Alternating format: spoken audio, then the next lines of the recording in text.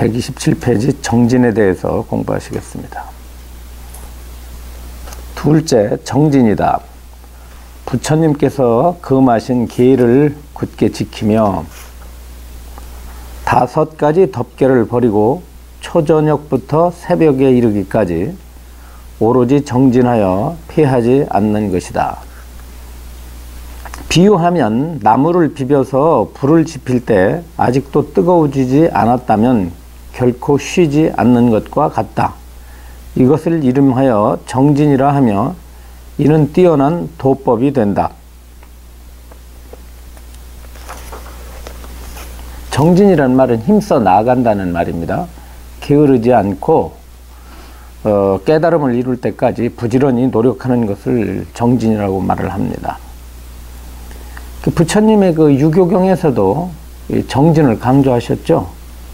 마지막 말씀, 모든 법은 쉬지 않고 변하는 것이니까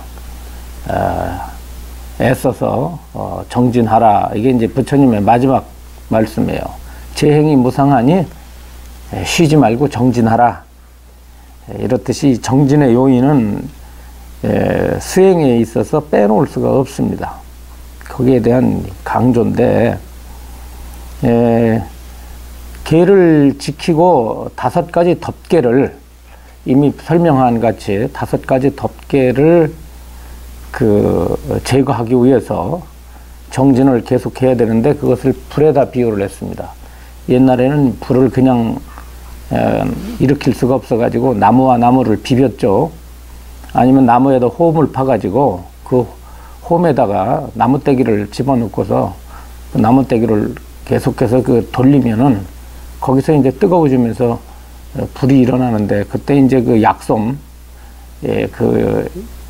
쑥을 갖다가 쑥을 말린 거를 그거를 갖다가 이제 쏘시개로 삼아가지고 그래가지고 이제 그 비벼진 데서 이제 불이 일어나면 거기에 불이 붙어서 이제 그 불을 얻었습니다. 그것처럼 나무와 나무를 비비려면 뜨거워져야 되거든요. 그럼 뜨거워져 가지고 불이 일어날 때까지 비비듯이 그렇게 이제 정진을 해야 한다 이랬습니다.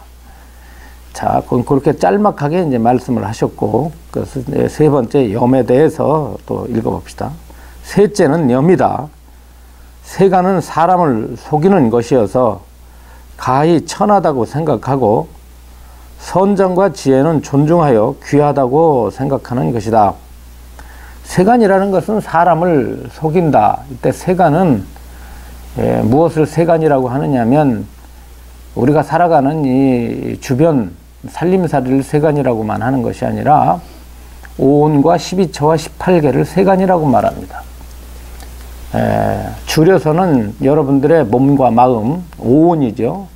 색수상 행식, 그리고 안입이 설신의 나아가서 색성량 미촉법, 그리고 그걸 조건으로 일어나는 안식, 이식, 비식, 설식, 신식이라고 하는 의식해서 오온과 12처와 18개를 모두 합쳐 가지고 이것을 세간이라고 하는데, 이 세간은 전부가 다 인연상입니다. 다 조건으로 일어났어요. 조건으로 일어났기 때문에 여기에 견고한 성품이 없고 항상 변해서 흩어지게 되어 있습니다. 그렇기 때문에 이것은 집착하고 있는 중생에게는 속임수가 됩니다. 그리고 또 어떤 속임수에 중생들이 놀아나느냐 하면 감각적 쾌락에, 감각적 쾌락이라고 하는 것이 진실인 줄 알고 감각적 쾌락이 진실한 행복인 줄 착각하라고 그것을 쫓아다니는 것이 마치 꿈속에서 바라본 여인을 아름답다고 사모하고 짝사랑을 해가지고 정신을 갖다 혼미하는 것처럼 중생들은 감각적 쾌락과 또 멀고 가까운 인연에 그것이 실답다고 여기고 거기에서 일어나는 기쁨을 진실인가로 여기고 그걸 움켜쥐려고 하는 것을, 이것을 중생들이 세간에 속는다 이렇게 말을 하고 있습니다. 이것은 틀림없는 말씀이에요. 이 진실이 아닌 것들이 생겨나고 진실이 아닌 것들이 멸하는 것이죠. 그렇다고 한다면 실상에 있어서 진실이 아니라는 것은 본래 있는 게 아니기 때문에 생겨났다 할지라도 생겨난 것이 아니고 멸했다 할지라도 멸한 것이 아니지 않습니까? 꿈속에 있는 여인이 아무리 나타났다가 자기를 갖다가 배신하고 떠났다 할지라도 실상에 있어서 꿈속의 여인은 존재하지 않기 때문에 만난 적도 없고 떠난 적도 없듯이 인연으로 일어난 모든 법은 이것이 제 성품이 없고 제 모습이 없고 제 이름이 없어요. 어떻게 제 자체적인 모습이 없고 자체적인 성질이 없고 자체적인 이름이 없는데 이것을 시류라고 하겠습니까? 시류가 아닌데 어떻게 이것이 생이라고 할 수 있으면 어떻게 이게 멸이라고 할 수가 있어요? 그렇기 때문에 모든 5원 12처 18개라고 하는 것이 난 것도 아니고 멸한 것도 아닙니다. 태어난 것도 아니고 죽은 것도 아니에요. 우리가 알아야 될 게 이 현상으로서의 몸과 마음이라고 하는 것은 나고 죽지만 그 근본 자리는 나고 죽는 게 아니다. 이렇게 이제 얘기를 하면 안 됩니다. 그냥 이 현상 자체가 그대로 본질이에요. 현상과 본질이 따로 있는 게 아니라 본질에서 현상이 일어난 것도 아니고 현상이 그대로 본질인데 그게 어떤 본질을 가지고 있냐면 공한 것으로서 본질을 삼습니다. 이 얘기를 곁들여서 얘기하자면 이 삼라만상이라는 것이 체에서 용이 났다고 생각을 해요. 체라는 것은 근본자리고 용이라는 것은 현상이에요. 그래서 체가 먼저고 용이 나중이다. 체에서 용이 났으니까. 마치 물에서 파도가 일어났으니까 물은 체고 파도는 용이다 이렇게 생각을 하죠. 그래서 우리가 마음이라는 것도 마음이 일어나는데 그 마음이 일어나기 이전 자리에 불성이라고 하는 체가 있다 이렇게 생각을 해서 그 체자리인 불성에서 용으로서의 무명망상이 전개됐다 하는 것이 체선 용후사상이라고 할 수 있습니다. 체선 용후사상. 체가 먼저 있고 용이 나중에 일어났다. 이렇게 이제 생각을 하기가 쉬운데 그렇게 돼버리면 망조가 들어요. 그런데 99.9%가 그렇게 해석을 해요. 그 해석의 대표적인 학자가 누구냐면 이화여대의 한자경 교수예요. 한자경 교수는 그러다 보니까 한마음선언의 찰신자가 돼가지고 논문을 쓰고 그래요. 그래가지고 주인공짜리 참마음짜리에서 여기에서 바로 우리들이 일어나는 일체 생각이 여기에서부터 일어났다. 그러니까 일어난 모든 번뇌망상의 용을 채자리로다가 난 거니까 채자리로 돌려놓아야 된다. 그럴듯하지. 그런데 그게 아니고 늘 말하지만 용이 체가 된 겁니다. 그거 아셔야 돼요. 용이 체가 됐다는 건 뭐냐면 인연으로 일어났어. 이게 일어난 게 용이에요. 일어났는데 일어났는데 체가 어디예요? 박수가 용인데 체가 어떤 거야? 체가 되려면 체는 하나야 되거든. 근본은 하나야 돼, 그지? 체가 하나야 되는데 체가 어디서 일어났어? 하나야, 여럿이야.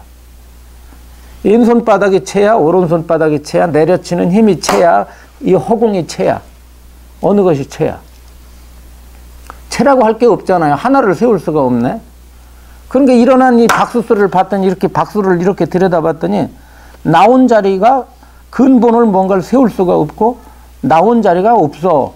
정해질 수가 없어. 그러니까 체를 봤는데 체가 공해. 체가 없어. 그래서 체가 공한 것으로서 체를 삼아. 체가 없는 것으로서 체를 삼으니까 체는 없고 용이 있는데 용만 있는데 용이 체가 없다는 사실을 그것을 체가 공하다 한 거예요. 체가 공하다.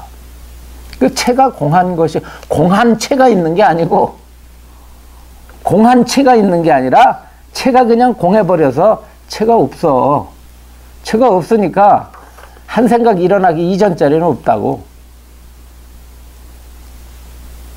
그래서 일어난 그 한 생각 이전 자리가 바로 그것이 본래 실제하지 않는다라고 하는 그 실제하지 않는 그 무자성의 공의 성품을 불성이라고 그런다고. 이 말은 어떤 말이냐면 불성에는 분별이 없다라는 말은 무슨 뜻이냐면 불성에 분별이 없다는 말은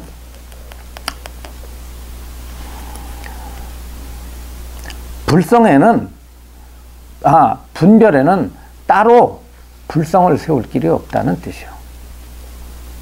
불성에는 따로 불성을 세울 길이 없다. 일어나는 마음 그대로 공한 것을 불성으로 삼기 때문에. 이래서 일체 모든 만법이 다 이것이 재성품이 없으므로 그대로 청정한 거예요. 왜 청정하냐면 재성품이 없기 때문에 청정해. 일체 모든 법이 환법이므로 청정하다니까. 본래 없기 때문에 청정한 것이지. 공하기 때문에 청정한 거예요. 그런데 그거를 모르거든. 그래가지고 뭐가 있다, 희루한다 이렇게 착각하는 거를 여기에서 속인다 이렇게 말을 하는 거예요. 속인다라고 말하는 거예요.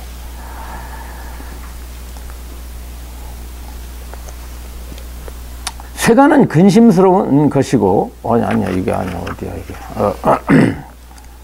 그래서 이제 세간을 갖다가 천하다고 한다, 이게. 왜 천하냐면,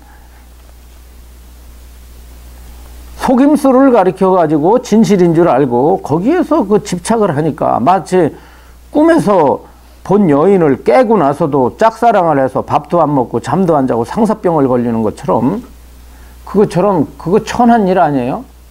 그럼 어리석은 일이단 말이에요. 천하다는 건, 여기서 천하다는 건 더럽다라는 뜻이 아니고, 또, 더럽다는 뜻이기도 하고, 또 이것은 뭐냐면 어리석다는 뜻이기도 합니다. 어리석다, 혹은 이런 의미예요. 선정과 지혜는 존중하여 귀하다고 생각하는 것이다. 만일 선정을 얻었다면 선정을 어떻게 얻는지에 대해서는 전번 시간에 자세하게 설명을 했습니다. 아주 자세하게 나왔어요. 만약 선정을 얻었다면 곧 모든 무르의 지혜와 모든 무신통한 도력들을 발휘하게 된다. 무르의 지혜라는 것은 셈이 없는 지혜라.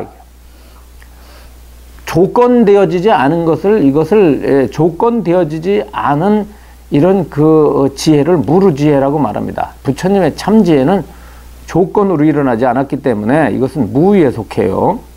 지어서 일어난 것이 아니다. 왜 지어서 일어나는 것이 아니냐면 본래 갖추고 있었던 것이 정진을 통해서 드러나는 거예요. 본래 갖추고 있던 지혜가 정진을 통해서 드러나는 것이지 지혜를 만든 것이 아닙니다. 이게 소승불교하고 틀려요. 소승불교에서의 지혜는 만들어서 일어난다는 거예요. 그래서 사마타와 위파사나를 통해서 지혜가 만들어진다는 거예요. 그런데 대승에서는 없던 지혜가 만들어지는 것이 아니라 중생의 마음속에 본래 그와 같은 지혜가 본래부터 갖추어져 있다. 지혜가 본래부터 지혜로 될 수 있는 성품이 갖추어져 있는 거예요. 그럼 어떻게 해가지고 이 지혜가 일어나는 것일까? 지혜를 만든 게 아니고요. 거꾸로다가 어떻게 되냐면 망상이 제거되니까 망상의 마음이 지혜로 전환이 되는 거예요.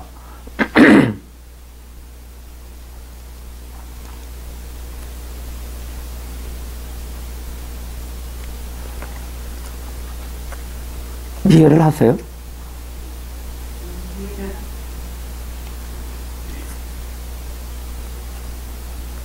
그리고 이런 게 있어. 우리의 마음속에 대승지실론 배울 때 일심의 3대에서 최상용이 있지. 생각했지. 그럴 때 이제 체라는 건 아까 얘기를 했어. 체에서 용이 된 게 아니라 용에서 체가 됐다. 그 얘기 했지? 요새 그 얘기 자주 하는데. 그럼 상이라는 것은 뭐냐면 마음속에 들어있는 공덕이요. 공덕이 본래부터 있다 이렇게 말을 했잖아요. 그럼 보살님 공덕이 진짜 있어. 지금 본래부터 있는데 어떤 마음에 있어요? 지금 쓰고 있는 마음 가운데.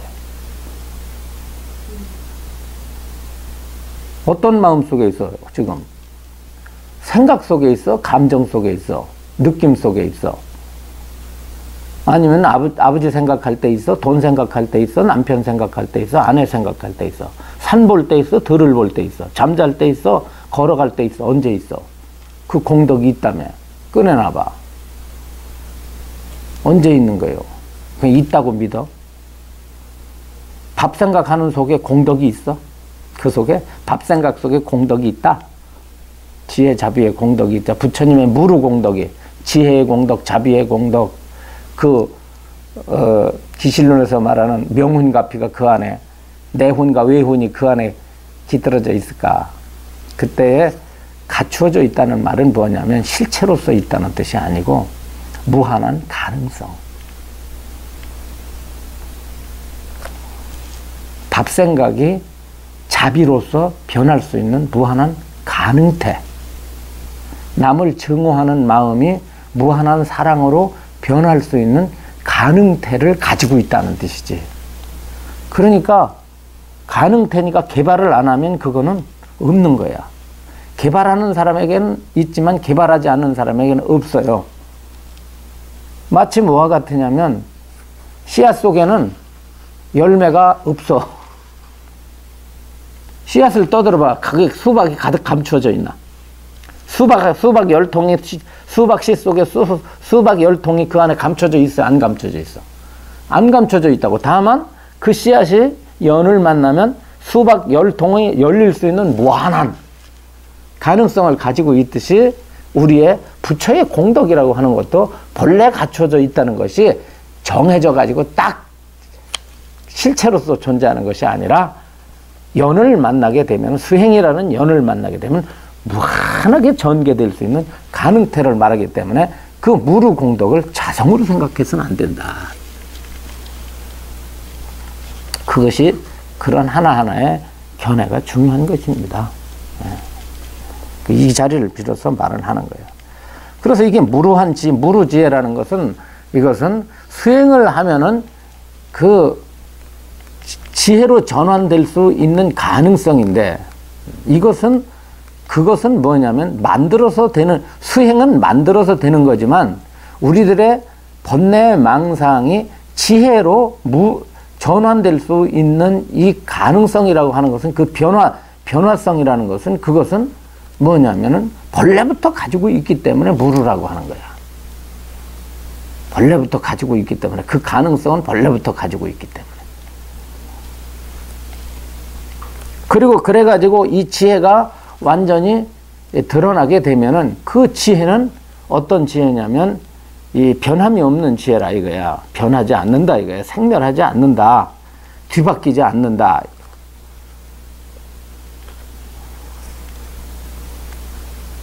그래서 여러분들이 이렇게 생각하는 거죠. 자, 이 마음이라고 하는 것이 밥을 보고, 밥을 볼 때 마음과 꽃을 볼 때 마음과 사랑하는 사람을 볼 때의 마음과 미워하는 사람의 마음을 보는데, 그 대상은 다르고 아르마리의 내용은 다르지만, 그렇지? 아르마리의 내용은 다르지만 그 아는 능력은 같은 거예요.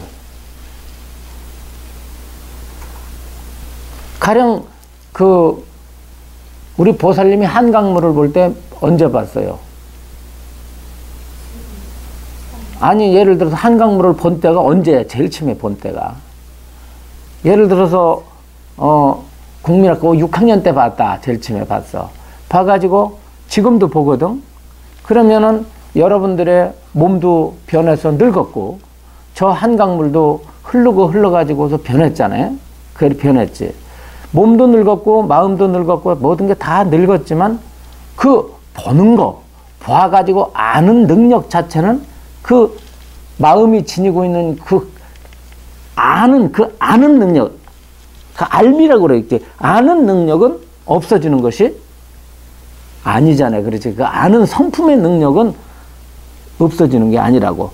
그걸 무루라고 하는 거예요. 그렇죠?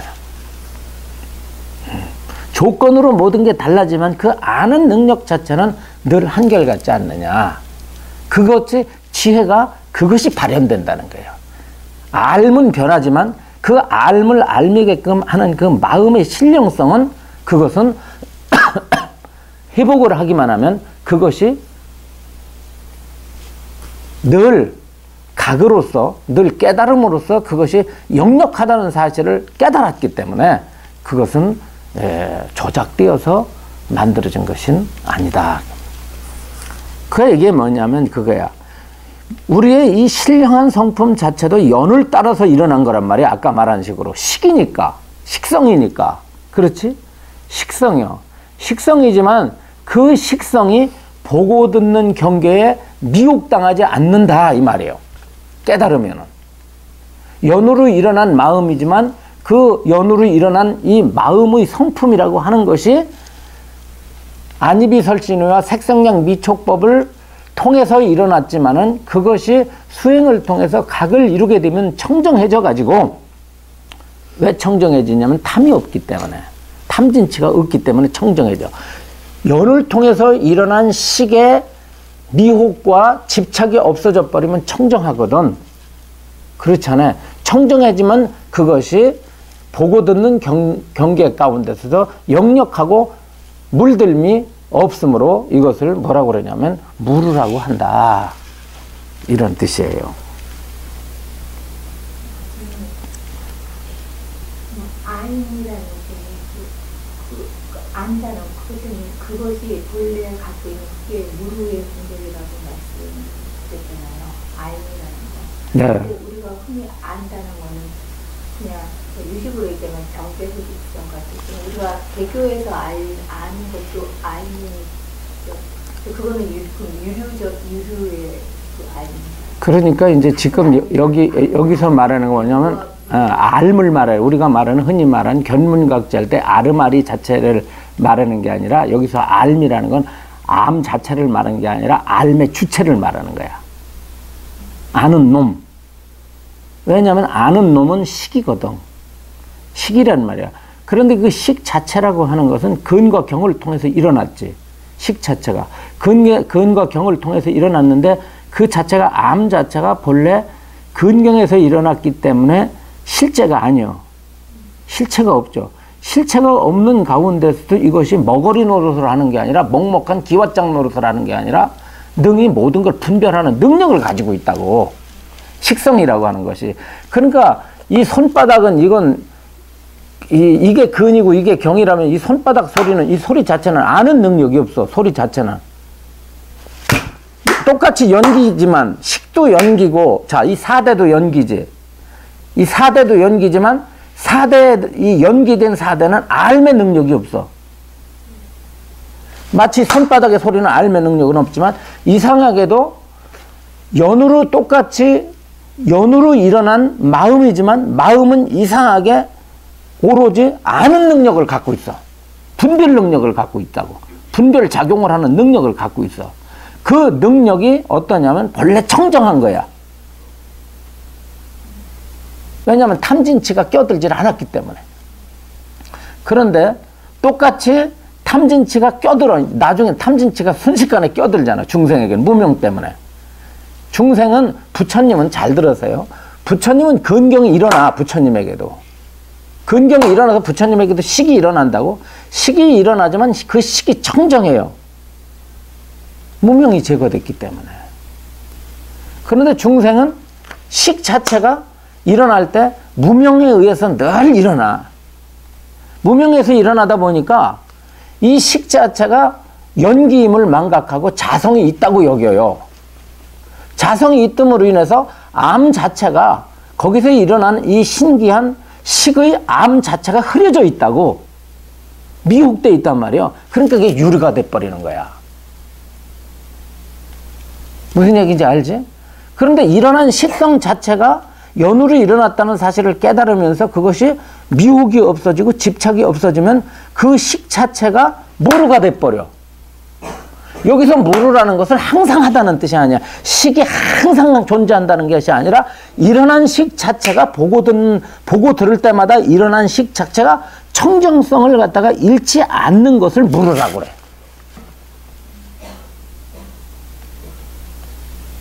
그런데 느낌이 빠진 상태. 어? 느낌이 빠진 상태. 아니, 느낌도 있지. 왜냐하면 부처님에게도 느낌이 있잖아요. 꼬집으면 아프잖아요. 부처님에게도 꼬집으면 아프잖아요. 수가 있어요. 수가 있는데 그 수 자체에 무명과 집착이 없는 거야. 그것은 뭘 말하냐면, 식에 의존해서 수가 일어나잖아요. 그러니까 아픈 건 느끼지만 그거에 대해서 그 후에 일어나는 구체적인 감정이 그 수가 일어나지 않아요. 오염이 안 돼 있는 거지. 2차적인 게 아니라 찰나찰나 오염이 없는 거야. 그런 수는 식은 식이 계속 이어지잖아요. 부처님도 식이 계속 이어져야 사실 수 있겠지. 그러면 수가 이어질 때마다 수에서 일어나는 작용도 각각 다를 수 있겠지. 어떤 때는 수가 일어날 때 있고 어떤 때는 수가 안 일어날 때가 있고. 사실은 안 일어날 때가 없어요. 수가 어떻게 안 일어납니까? 무덤덤한 것도 일어난 건데요. 수라고 하는 것은 우리가 어떤 아프다, 가렵다, 따뜻하다, 춥다 이것만 수가 아니라 무덤덤한 것도 수잖아요. 고락사, 삼수. 그러니까 수상행식은 늘 일어나요. 식이 존재하는 한 수상행식은 늘 일어난다고. 같이 일어나. 그럼 식이 청정하면 수상행식도 청정할 수밖에 없겠지. 그러면 청정하다는 건 뭐예요? 미혹이 없고 집착이 없는 거야. 그것이 식이 지니고 있는 무루성이에요. 그런데 왜 그러면 식이 무루성이라면 왜 식은 생멸하는 거 아니냐? 이렇게 말하죠. 식은 생멸하면 어떻게 무루는 생멸이 없는 것인데 어떻게 식이 항상하지 않다면 식이 늘 찰나생 찰나멸 하는데 어떻게 식을 갖다가 무루라고 하는 거냐? 무루라는 건 생멸을 떠난 걸 무루라고 하는데 그러면 내가 물어보면 보살님이 식이 생멸해요? 생멸하지 않아요? 보살님의 식은 생멸하죠. 그런데 생멸하지만 그 생멸하는 식 자체가 연으로 일어났기 때문에 제 성품이 없고 제 모습이 없기 때문에 실상에 있어서는 그 식 자체가 공하죠. 공하기 때문에 생멸이 아니에요. 생멸 그대로가. 그러니까 생멸을 제하고서 생멸 아닌 법을 찾는 게 아니라 생멸이 곧 공하기 때문에 생멸이 곧 뭐냐면 불생물에 이걸 깨달아버린 거야. 그러니까 보살님의 식이 일어나고 사라지는데 이 식 자체가 제 성품이 없다는 사실을 깨달아버리면 생멸하는 식 자체가 생멸이 아니게 돼. 그러니까 이 말은 어떤 말이 되면 유루가 곧 뭘로 다 되는 거야. 유루가 곧 무루가 되는 거라. 유루가 곧 무루가 돼. 유루 빼놓고 무루가 아니라 공을 깨달았느냐 못 깨달았느냐 제 성품이 없다는 사실을 알았느냐 못 알았느냐에 따라서 유루나 무루냐고 갈라지는 것이지 유의 떠나서 무의가 없고 무의 떠나서 유의가 없다고요. 자꾸 이거를 갖다가 자꾸 유루무루를 따로 따지게 돼 있기 때문에 이렇기 때문에 의혹을 일으키는 것입니다. 그럼 깨달으면 미혹이 없어지고 그러면 청정해지지. 청정해진다는 것은 무슨 뜻이야? 식에 재성품이 없다는 사실을 아는 것이 청정인데 알건 모르건 식은 청정해. 따라서 여러분들이 마음속으로 악한 생각을 해도 그게 청정한 성질을 지니고 있는 거예요. 청정한 놈이 악한 생각을 청정한 놈이 악으로 둔갑한 것이지. 그러나 악으로 아무리 둔갑했어도 청정해, 그 본성품이.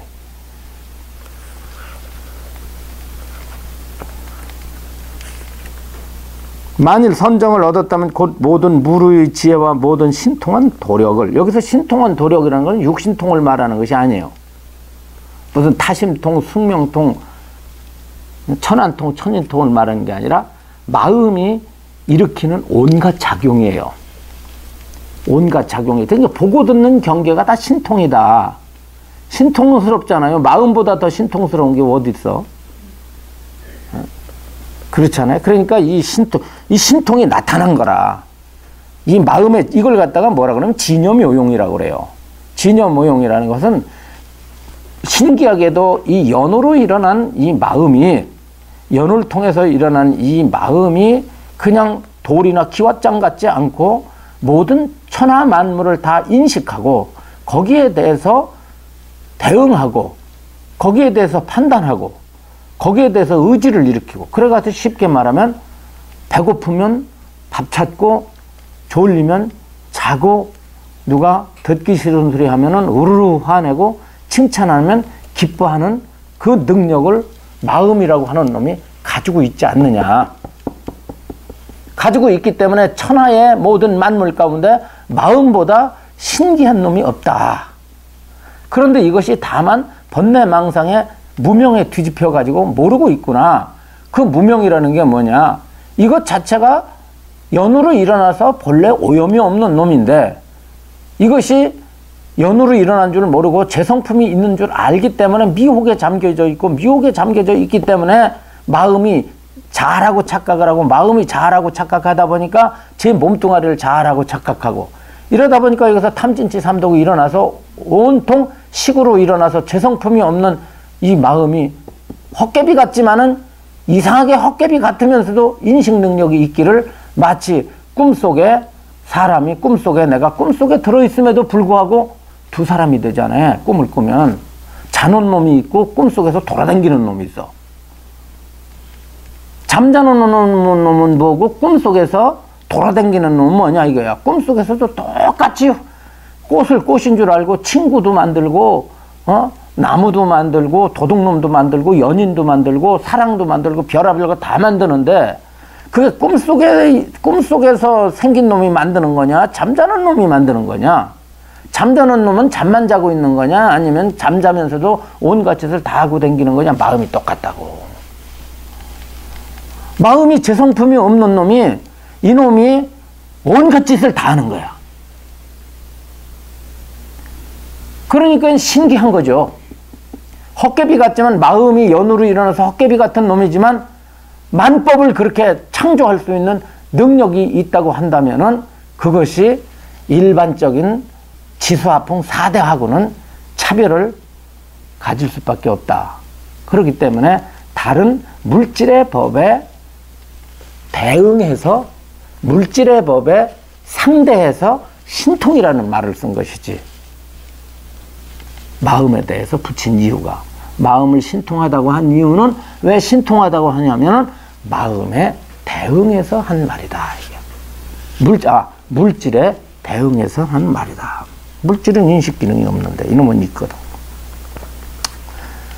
이것밖에 신통이 없어요. 다른 신통 얻으려고 그러면 안 됩니다. 이걸 갖다가 무슨 신통이냐 그러면 육반신통이라고 그래요. 육반신통. 육반신통은 안이비설신이가 색성량 미촉법에 작용하는 거를 육반신통이라니까. 여러분들이 나무를 보고 나무다 하는 게 신통이야. 소리를 듣고, 이 소리를 듣고, 음악 소리를 듣고 저거 음악이다 하는 게 신통이야. 코로 들어오는 깨소금 냄새가 깨소금이다 하는 게 이 신통이야. 다른 신통은 없어. 이것밖에. 그런데 이놈이 오염됐다는 얘기지. 그래서 그 오염됐기 때문에 신통한 놈이 묶여 있는 거야. 신통을 못 부리고. 신통을 부리는 가운데서도 신통인 줄 몰라. 신통인 줄 모를 때는 어떻게 되느냐. 육근에서 일어나는 이 식이 본래 신통 묘용인데, 이것이 무명 때문에 뭐가 돼버리냐면, 육근을 만날 때 육반신통으로 이것이 변하지 않고, 작용하지 않고, 이게 뭐냐면 바로 육진으로다가 바뀌어버리는 거예요. 육진. 진이라는 건 티끌이란 뜻 아니야. 번뇌로다가 만들어져 버리는 거라. 그러니까 신통이 사라져 버려요.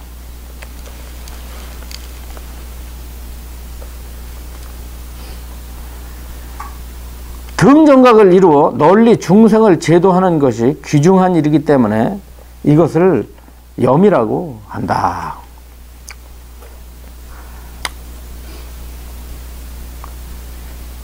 그러니까 염이라는 게 뭐냐면 이런 거, 이렇게 생각하는 게 염이다. 이 세간은 허망하고, 세간은 구할 게 없고, 세간은 천한 것이며, 이와 같은 선정과 지혜는 귀한 것이다라는 그 가치관을 말하는 거예요.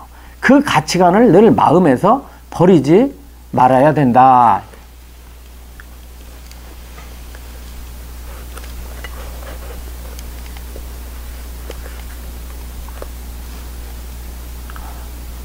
그 다음에 교덕이라고 말했습니다. 교회라고 말을 했어요. 교회라 그랬어요. 교회는 교묘한 지혜라. 교묘한 지혜라. 넷째는 교묘한 지혜이다. 교회이다.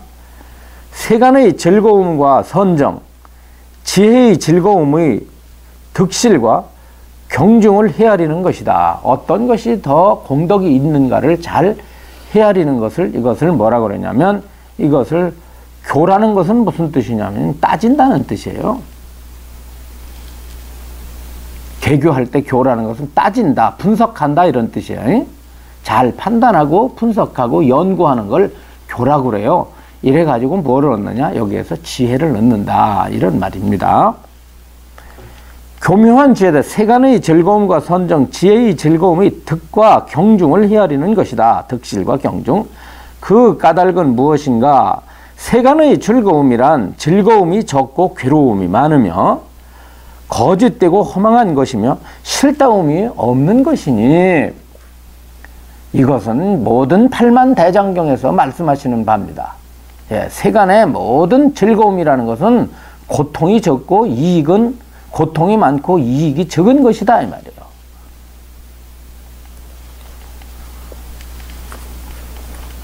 여러분들 어떻게 생각했어요? 사실 생각해보면 고통이 많겠어요? 행복이 많겠어요? 고통이 많습니다. 실상에 따지고 보면 우리가 살펴보지 않아서 그렇지. 이 몸이라고 하는 것은 생로병사가 늘 머물러서 괴롭히잖아요. 생로병사만 머무르는 게 아니라 계속해서 뭘 달라고 칭얼대는 네 쌍둥이를 둔 어머니와 같다 그랬잖아요. 쌍둥이를 갖다 넷을 키우니 그 어머니가 한시반시 쉴 수가 있어? 그렇지. 애 하나 키워보시지만 우리 보살님 애기 손자 키워보셨겠지만 안 키우나? 키우실 때도 있잖아요. 그 손자 하나 수발들기가 24시간 거기다 신경 써야 돼. 늘 마음으로 그쪽으로 다 치우쳐야 돼. 신경 놓치면 안 돼. 근데 넷을 키운다.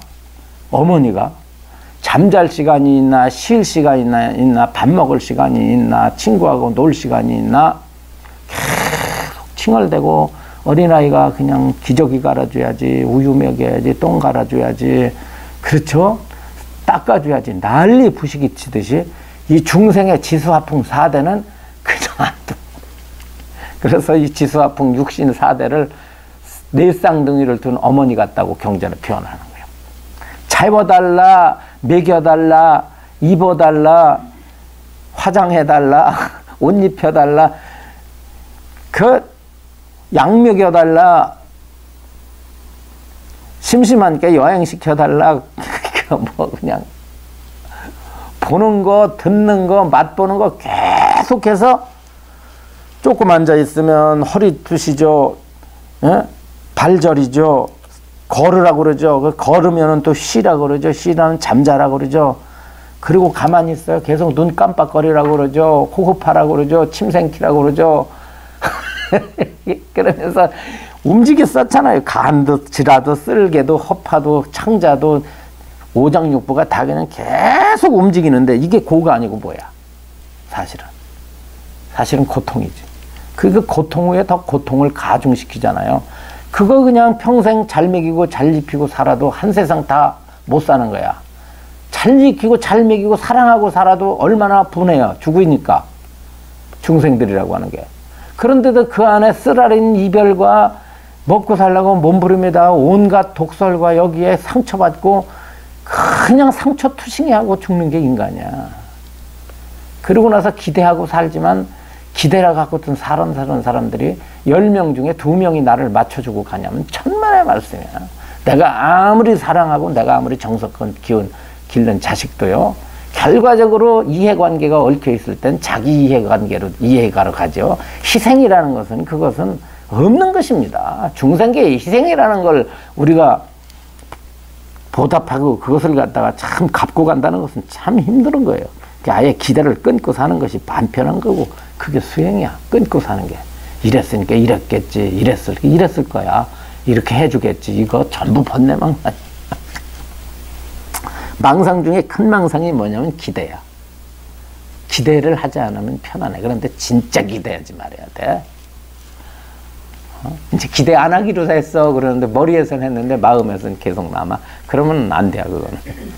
그러니까 아예 그냥.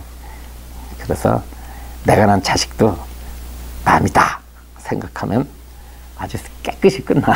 근데 그래도 내 자식인데 그래버리면 좋을 거 아무것도 없어.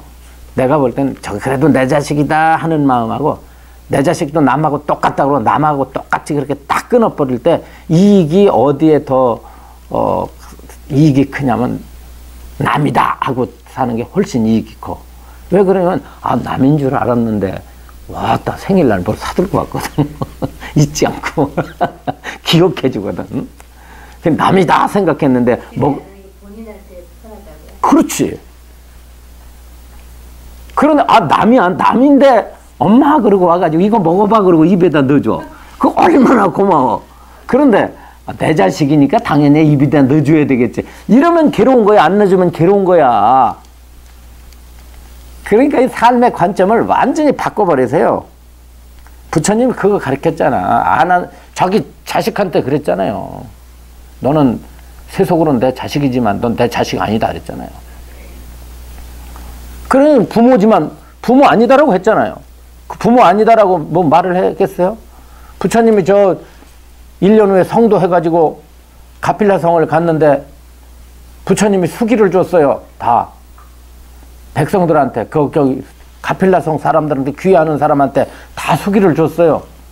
칭찬을 했어요. 그런데 아버지한테만 안 줬어요. 아버지한테 왜 안 줬냐면 아직도 나를 자기 아들이라고 기대하는 마음이 있기 때문에 부처한테 수기를 받을 자격이 없다. 그래가지고 수기를 안 줬어요. 그래 아들 라후라 얘기 잘 알잖아요. 그 아들 라후라는 부처님 백 믿고서 교단에서 거만하게 굴었잖아요. 장로들 말도 안 듣고. 그러니까 아들에 대해서 비난하는 마음이 이러니까 부처님이 아들 불러가지고 그랬지 않습니까? 세속에서 네가 비록 나의 아들이었으나 출가했으면 부자의 연을 끊어야 되거늘. 마음속에 끊고 수행을 해야 되거늘. 너는 어째가지고 마음속에 나를 아직도 아비라고 생각을 하느냐 이놈아. 에? 그러고 나서는 뭘 가지고 그랬습니까? 가서 질그릇에다가 물을 하나 가득 길어오라 그랬어요. 그렇게 길어다 놨잖아요. 길어 놨더니 발을 갖다 씻으라고 그랬죠. 부처님 발을 싹 씻었어요. 발을 씻으니까 그 물을 마시라고 그랬습니다. 그랬더니 안 마셔요. 아무리 부처님 발을 닦은 물이지만 이걸 왜 저보고 마시라고 합니까? 그랬더니 봐라 이거야. 네가 비록 내 발이지만 너 마시지 못하지 않느냐. 네가 비록 세속에서 나의 아들이었지만 네가 행이 더러우면 어떤 사람들이 너에 대해서 칭찬을 하고 너를 인정할 것이냐. 그렇게 나무랬어요. 그 다음에는 물을 갖다 버리더니 발로다가 부처님이 발로 질그릇을 갖다 차버렸잖아요. 차니까 금이 갔어요. 거기다 물을 다시 길러오라 그랬어. 그랬더니 어떻게 깨진 그릇에다 어떻게 물을 길러오려고 하십니까? 그랬더니 네가 열애 부처의 아들이지만 너 행이 이미 금이 가고 마음 가운데 그런 선업을 갖다 짓지 않는데 내 마음속에 어떻게 부처의 교법을 받아들일 수 있겠느냐 이놈아. 그래가지고 부처님의 아들 라우라가 신이 부끄럽게 생각을 해가지고 그들로부터 남몰래 선행을 하기를 늘 출가한 비구들 중에 몸이 아픈 비구는 가서 간호를 하고 수행처가 더러워지면 몰래 가서 닦아주고 이래가지고 선행을 남몰래 해서 밀행제일이라고 하는 호칭을 얻었잖아. 그 널리 알려진 얘기지. 그렇지. 그럼 마찬가지라 이거야. 아버지가 어지간하면 돌아가실 때 아난존자가 세존께서는 이 교단을 부처님이 열반하시고 나면 이 교단을 누구에 의해서 통솔하게 해야 합니까? 예? 부처님이 살아계실 때는 부처님께서 이 교단을 통솔하셨는데 부처님 열반하시고 나서는 누구를 시켜서 통솔해야 됩니까? 그러면 보통 사람 같으면 우리 아들 보고 좀 하게 해라. 라우라를 통솔자로 써야 되겠다. 이래야 되는데 어린 반푼어치도 없잖아요. 그래 한국 교회가 문제점이 뭐냐면 세습하잖아요. 북한도 문제가 뭐예요? 김일성 주석 죽고 나니까 김정일 주석 죽고 나니까 지금 김정은이가 통치하잖아요. 그렇듯이 계속 그걸 뭐 하는 거야. 계속 그러니까 이거를 끊는다는 것이 이 세속을 끊는다는 것이 이것이 참말 보통 일이 아니에요.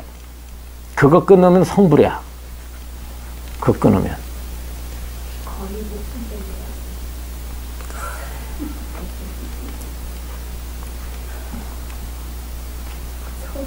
아마 담배 끊기보다도 힘들걸? 담배 끊기보다도 힘들 거라고 생각을 해. 예. 세상에서 가장 오랏줄 중에 가장 심한 오랏줄이 새끼야. 자식이야. 그 부처님 분은, 같은 분은 지독한 분이지. 뭐 꼭 그렇게 살 일이 있냐? 그런데 뭐 그렇게 사랑하고 살지 그럴 일이 있냐 그러는데, 실제는 그게 살더라도 고라는 걸 알고 살으라 그 말이요. 그렇게 자식하고 무슨 뭐 딱 끊어서 살으라고는 다 할 수가 없지. 우리가 또 제가자인데 여러분들이. 그런데 뭐냐면 아무튼 이렇게 얽혀서 사는 것이 진리로 볼 때는 바른 건 아니야. 인간의 가치지 부처님의 가치는 아니야. 그런데 내가 볼 땐 부처님의 가치가 옳아. 부처님의 가치대로 살아야 세상이 정상이요. 집착하지 말고 살아야 정상이라고. 자식도 남이라고 생각하고 남이 돼가지고 철저하게 남처럼 살아야 이것이 정상인데, 이게 천륜이라고 하는 것이 이게 이 자기의 그 유전인자를 갖다가 자기라고 하는 것을 갖다 이렇게 뒤에다가 밀어 넣는데, 이 자기라고 하는 애착이라고 하는 것은 누가 지어준 게 아니거든. 누가 가르쳐 줘가지고 애착을 하나요? 보살님에 대해서 애착했어요. 보살님의 자식에 대해서 애착해야 됩니다. 그거 가르쳐 줘서예요. 본능이야. 본능인데 이놈의 본능이라고 하는 것을 끊는다는 것이 이것이 힘든데, 그래서 부처님이 의대한 건데요. 그것이 진리라고 생각을 해요. 철저하게. 자, 이것은 괴로움이 많으면 다시 읽겠어요. 그 까닭은 무엇인가? 세간의 즐거움이란 즐거움이 적고 괴로움이 많으며 거짓되고 허망한 것이여 실다움이 없는 것이니 이것은 손실이며 경박한 것이다. 선정과 지혜의 즐거움이란 무루이고 무의이며 고요하고 한가하여 텅 비어있어 영원히 나고 죽음을 여인 것으로 오래도록 괴로움을 멀리하는 것이니 이것은 이득이며 중한 것이다. 이와 같이 분명히 하는 까닭에 교묘한 지혜라고 한다. 그거를 잘 헤아려 보는 것입니다. 득실을. 자, 5번째 일심까지 하겠습니다. 한 마음. 5째 한 마음이다. 염의 지혜가 앞에 있는 그 염과 교회입니다. 분명하여 세간은 근심스러운 것이고 싫어해야 하는 것임을 명백하게 보고 선정과 지혜의 공덕은 존중하고 귀중히 여겨야 하는 것임을 잘 아는 것이다. 그 마음을 늘 일관되게 갖는 것입니다. 이런 뜻이에요. 그래서 불교를 일단 공부를 어떻게 하냐면 이걸 염리 공부라고 합니다. 불교 공부를. 염리라는 것은 싫어서 떠난다는 뜻이에요. 싫어서 떠난다는 것은 세속의 즐거움과 세속의 행복이라고 하는 것이 이것이 절대적인 가치가 아니고 그 본질에 있어서는 세간락이라고 하는 것은 괴로움의 속성을 벗어나 있지 못하다는 것을 알고 그를 추구하는 마음보다는 수행으로서 선정과 지혜를 추구하려고 하는 그런 마음을 갖다가 이것을 갖다 염리라고 합니다. 싫어할 염자 떠날 리자다 이 말이야. 세속의 락으로부터 떠나려고 하는 그런 마음을 염리라고 그래요. 이렇게 알게 된 때에는 반드시 한 마음으로 결정하여 지관을 수행하여야 한다. 마음은 금광과 같아야 한다. 마음은 금강과 같아서 천마나 외도라 할지라도 막거나 무너뜨리지 못하며 설사 공하여 잡히는 바가 없다고 하더라도 끝내 되돌아서거나 바뀌지 않는 것을 한마음이라고 한다. 여기서 한마음은 무슨 뜻이냐면 마음을 하나로 갖는다는 뜻입니다. 변하지 않는다는 것을 한마음이라고 그래요. 여기서 그냥 원효대사가 말하는 일심하고는 다르고요. 마음을 굳건하게 변하지 않아야 된다. 그 결정을 딱 해야 된다는 거예요. 수행을 하려면은 세속에 발을 들여놓든지 아니면은 출세간에 발을 들여놓든지 해가지고 결정을 딱 해야 된다. 이렇게 결정을 하게 됐다면은 한마음으로 결정하여 지관을 수행하는데 늘 마음을 쏟아야 한다. 이래가지고 마음은 금광과 같아가지고, 금광 같다는 건 굳세 가지고 무너지지 않는다.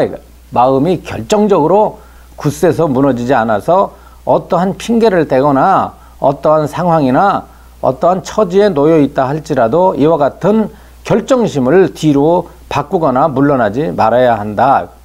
천만은, 여기서 천만은 뭐냐면 나를 홀리는 것들이요. 홀리는 거요. 홀리는 걸 천마라고 그래요. 천마는, 평소에는 우리가 감각적 쾌락을 찾는 것을 천마라고 그러고, 천이라는 것은 기쁨이라는 뜻이에요, 여기서. 천이라는 말은 하늘이라는 말을 가지고 있지만, 하늘 천자지만, 수행으로 볼 땐 천이라는 것은 행복을 뜻해요. 세속적 행복, 감각적 쾌락을 천이라고 그래요. 그것이 사람을 홀리기 때문에 천마라고 그럽니다. 마라는 것은 홀린다는 뜻이야. 그래서 우리가 보면 그 귀신이 있고 마가 있거든? 그러면 귀신은 어떻게 나타나느냐면 더럽게 나타나. 형상이 아주 더럽게 나타난다고. 머리를 산발하고 소복을 입고, 이렇게 나타나는 게 귀신이야. 근데 마는 어떻게 나타나냐면 아름답게 나타나. 귀신은 영으로 나타나, 영으로. 영적으로 나타나. 마는 어떻게 나타나냐면 형상으로 나타나, 사람으로. 그러니까 친구로도 나타나고, 남편으로도 나타나고, 자식으로도 나타나고, 스승으로도 나타나고, 도반으로도 나타나. 그게 마야. 작정하고 나타나는 게 아니야. 피차가 모르고 나타나. 영치보살님이 마라고 한다면 영치보살님은 마라고 생각 안 해. 나도 영치보살을 마라고 생각하지 않는데 살다 보면 마가 돼. 남편하고도 살다 보면 마가 돼. 자식도 기르다 보면 마가 돼.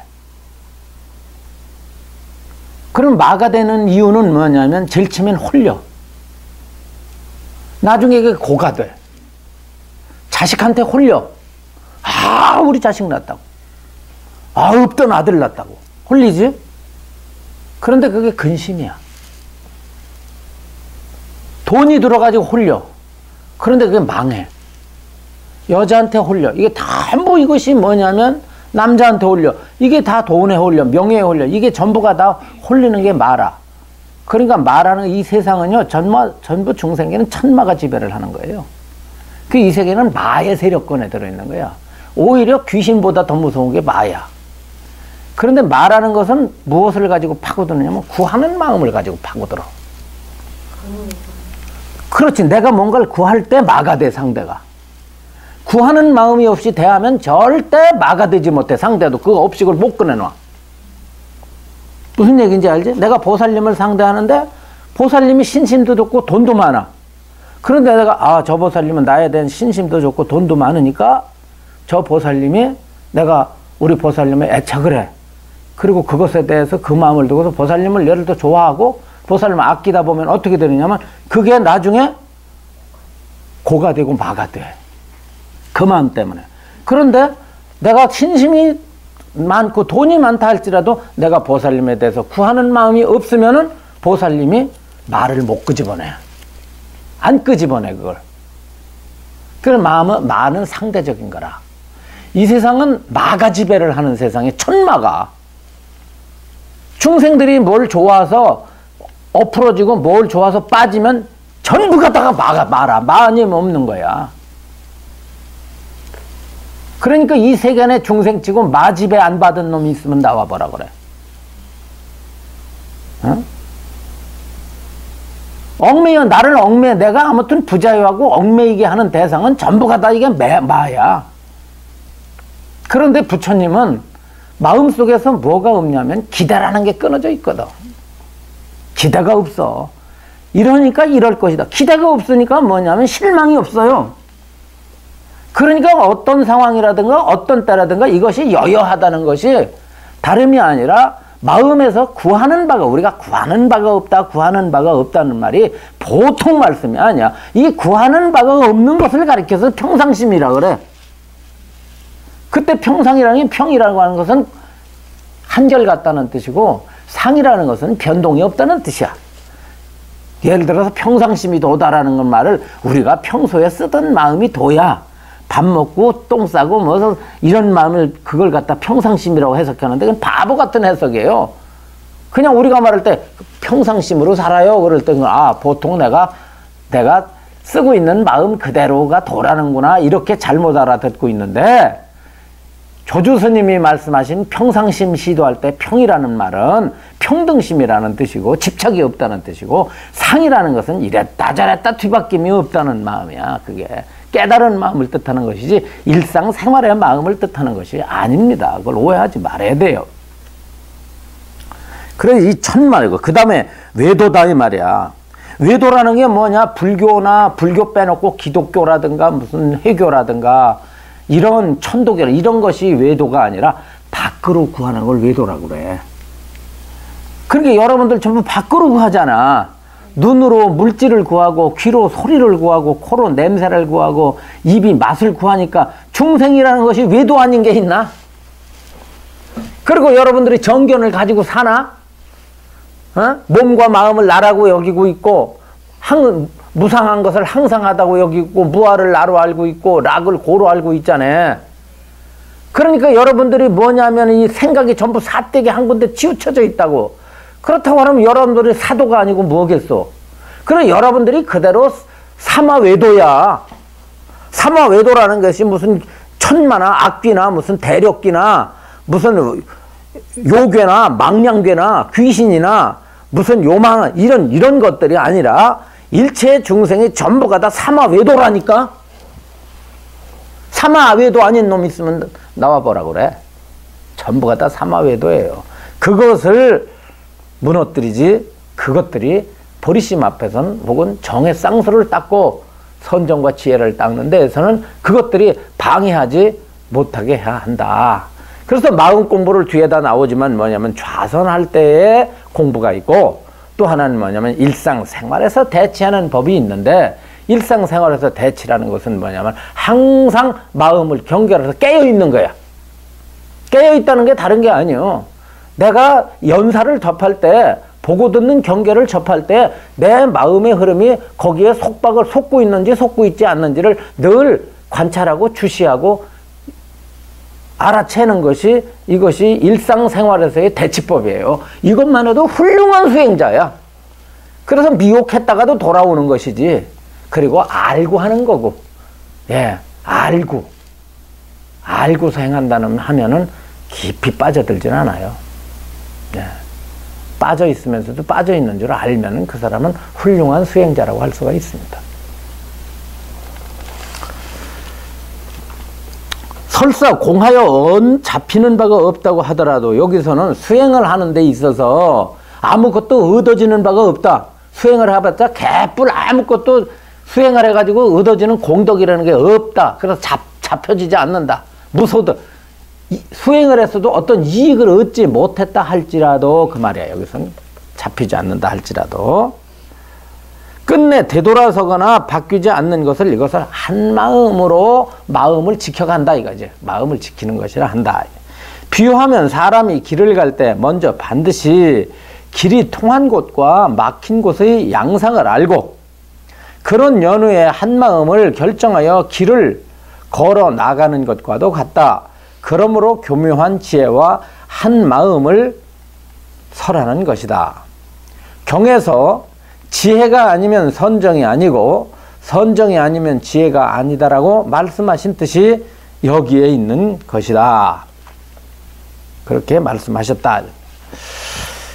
자, 그래서 교묘한 지혜와 한 마음을 갖는 것이 공부하는 사람에게 있어서 가장 중요한 마음가짐이 된다. 여기까지 오늘 공부하겠습니다. 그만하겠습니다.